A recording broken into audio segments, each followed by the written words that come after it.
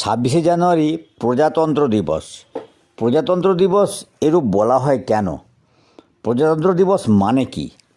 26শে জানুয়ারি বা কেন? কেন 25 বা 27শে জানুয়ারি নয়? প্রজাতন্ত্র কথাটির অর্থ কী? প্রজাতন্ত্র কথার রাজনৈতিক তাৎপর্য কী? এই প্রজাতন্ত্র কথাটির শুধু নৈতিক তাৎপর্য কী আছে? আর এই প্রজাতন্ত্র কথাটির মধ্যে আধ্যাত্মিক ভারতীয় চিন্তায় তাৎপর্য কী? আর স্বাধীনতা দিবসের সঙ্গে প্রজাতন্ত্র দিবসের পার্থক্য কী? আর সার কথাটা কী? এগুলো সবগুলি আমি নিবেদন করব। প্রথমে প্রজাতন্ত্র দিবস মানে কি বলি। কথাটির মধ্যে আছে প্রজা ও তন্ত্র। প্রজা হচ্ছে জনগণ, তন্ত্র হচ্ছে শাসন ব্যবস্থা বা নিয়ন্ত্রণের পদ্ধতি। অর্থাৎ যে রাষ্ট্রের শাসনের চূড়ান্ত ক্ষমতা জনগণের হাতে থাকে সেটাই প্রজাতন্ত্র। সংস্কৃত সমার্থক শব্দ গণরাজ্য, ইংরেজিতে রিপাবলিক ডে, ল্যাটিন রেস পাবলিকা অর্থাৎ জনগণের বিষয়। কেন 26শে জানুয়ারি প্রজাতন্ত্র দিবস? না, 26শে জানুয়ারি 1950 সালে ভারতের সংবিধান কার্যকর হয়।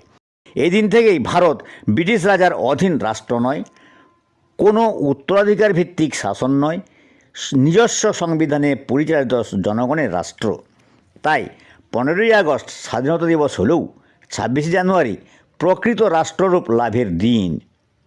প্রজাতন্ত্র কথাটি ইচ্ছাকৃতভাবে বেছে নেওয়া হয়েছে কেন?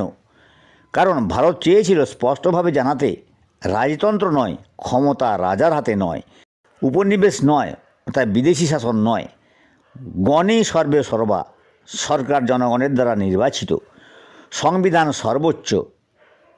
Doctor B.R.. আম্বেদকরের ভাষায়, political democracy without social democracy is incomplete. প্রজাতন্ত্রের গভীর তাৎপর্য দর্শনগত।